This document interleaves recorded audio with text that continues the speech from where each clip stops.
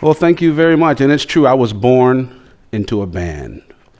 And very literally, I mean that literally. When I was born, my 4 older brothers who were already playing music, they knew that they needed a bass player to round out the family band. And so I was born into that role. And as I'm older, I'm looking back on it now that I'm kind of called a teacher. When I look back on that and how I was taught, I realized that I wasn't really taught, which is why I say that music is a language. Because if you think about your first language, for me and probably most of us here, it might be English, so I'm just going to go with English. If you think about how you learned it, you realize you weren't taught it. People just spoke to you. But the coolest thing, this is where it gets interesting, is you were allowed to speak back.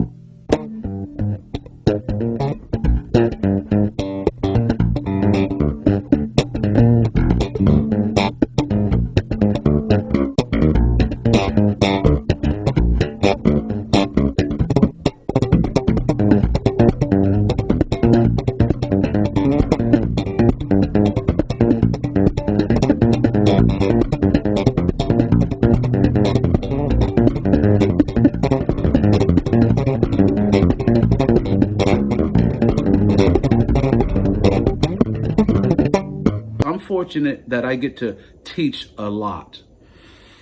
And it's a really, really good feeling that you know that you can inspire someone. And I've been running music camps now for 20 years, for 21 years now, actually. And we get to inspire people, not just me, but all the instructors. We get to inspire people all the time. But here's something to think about. You are always inspiring people, okay? But you can also inspire someone to do something, or you can inspire someone not to do something, right? But you can't go through life without influencing. Influencing is another word for inspiring. We just think of inspiring as something positive that's going to make me want to do something good. But you can inspire people to do something good by not doing what you're doing, right? If you're just going around mumbling and cursing and having a bad day, that's inspiration to me, because you're showing me how not to act.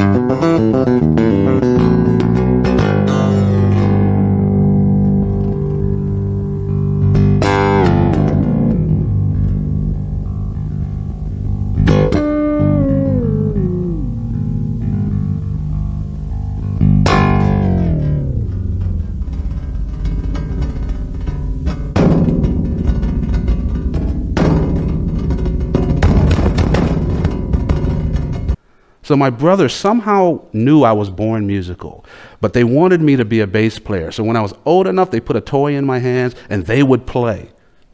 So I would just bounce up and down and strum along too. But the coolest thing about it, again, is it wasn't about the instrument.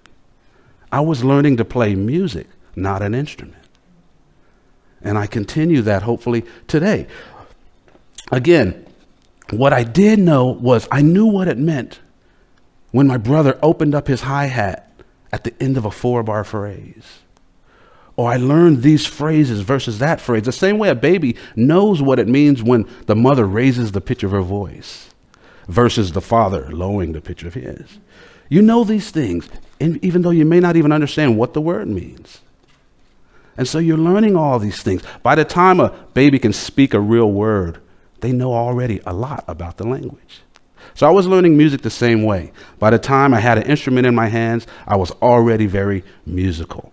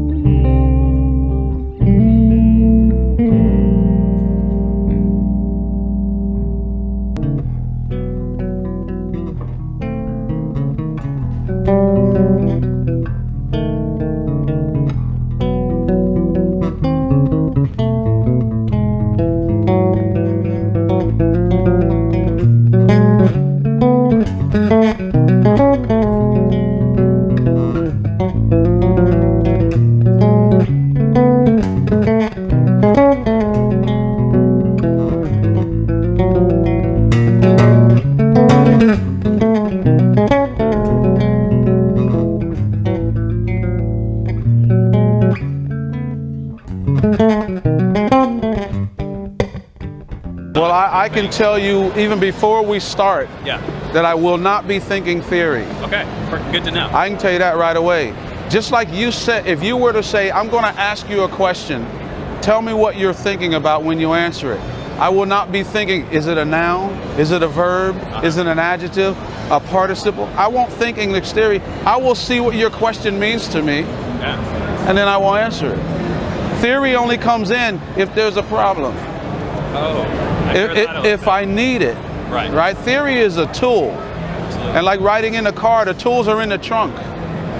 They're not in the passenger seat. I hope I never need the tools.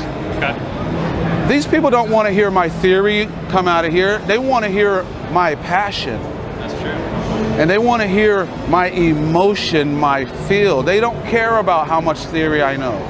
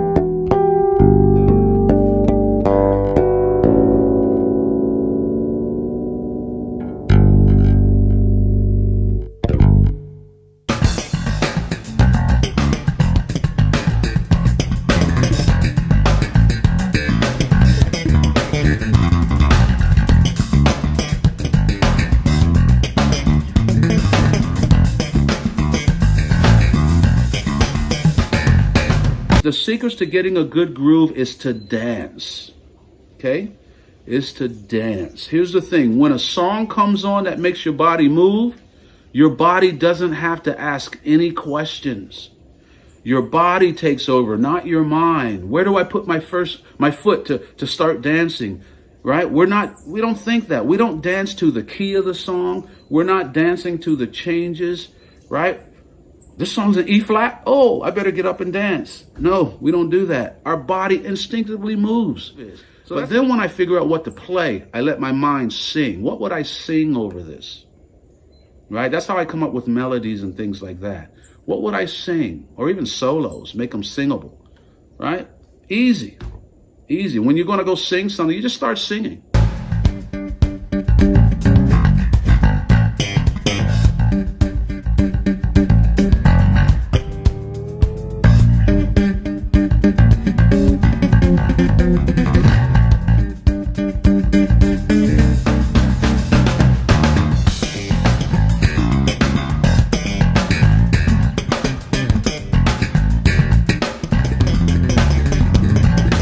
As I got older, a little bit older, and my brothers and I started to tour and play a lot, my mom would ask a question that I never understood really until I got much older and had kids of my own. But my mom would ask us boys, she would say, what does the world need with another good musician? What does the world need with you? And it really made me realize that now, as I got older, music is more than just a language. Music is a lifestyle. It's my lifestyle. Now, don't get me wrong. I'm not talking about the lifestyle a lot of musicians lead. Because we can look back at our musical heroes of the past and realize that they were huge successes in music, but just as huge failures in life. But if we think about our heroes, a lot of them, and I think our parents were preparing us for something that we didn't know at the time, but I think she could see ahead.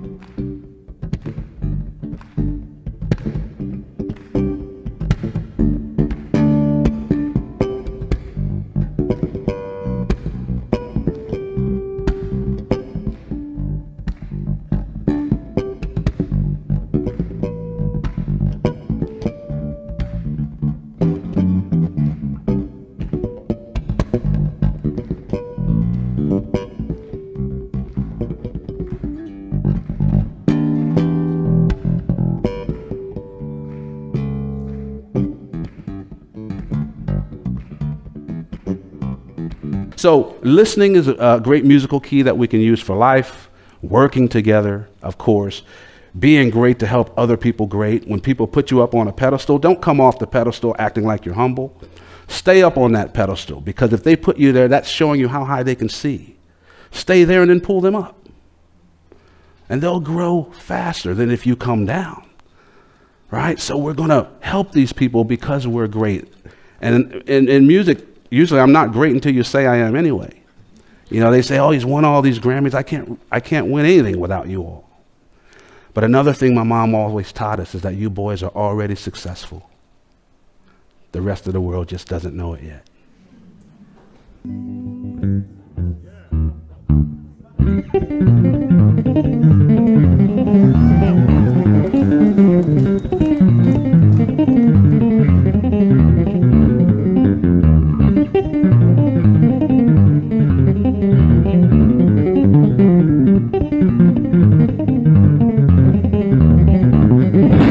So when you play whatever you play, I'm going to see what it feels like to me.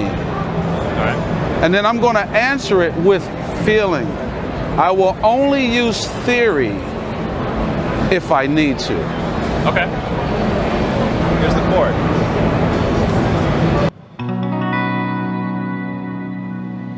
Okay.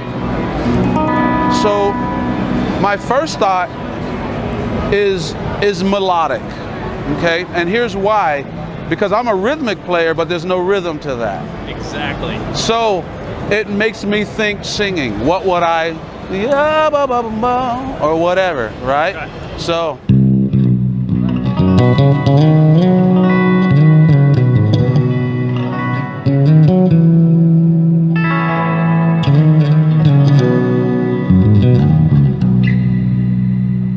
You're in it. That's the power of playing simple, right, and repetitive, because it doesn't take long for people to get it, right? If I start going, hear how quiet you are now? Because you're listening. Listening is cool, but I want, Maya Angelou said, people won't remember what you said, they won't remember what you did, they'll remember how you made them feel. Music is no different. If I can catch you or hit you, grab you by feeling, right? I got you.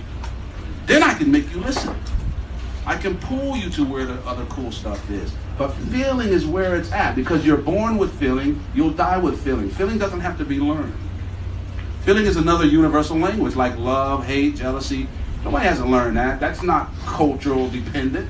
We feel everywhere all the time. So when you can reach someone with feeling, you can play less techniques.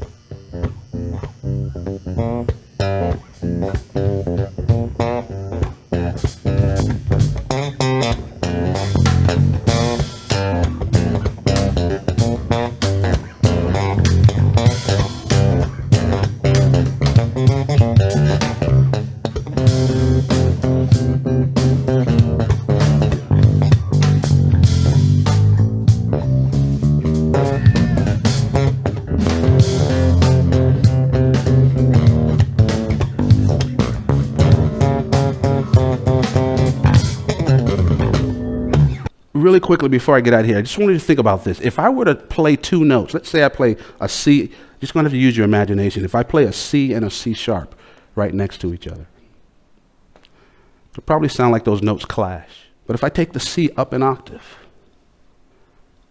play the C sharp and the C again, all of a sudden it sounds beautiful. Same two notes. That C becomes a major seventh to the C sharp, which is a key element that makes a chord almost too beautiful, too nice sounding. So how can these same two notes sound bad and clash in one instance and beautiful in another? Let's take that to life. When we see something bad or awful or horrible in life, maybe we're just viewing it in the wrong octave. Maybe we could change our perspective. Actually, if you see something that's wrong, you should know that you're seeing it in the wrong octave.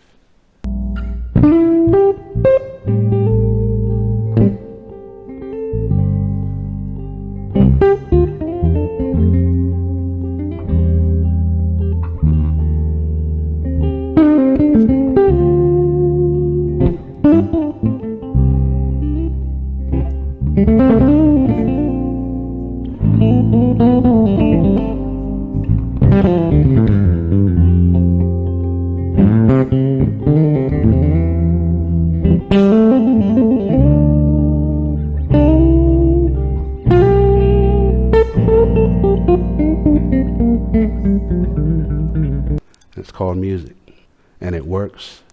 It brings people together. You don't have to know a thing about it to get it. It's a language, it's a lifestyle, and it can save the world. My name is Victor Wooten. I'm a musician, and I hope you will join me on the battlefield.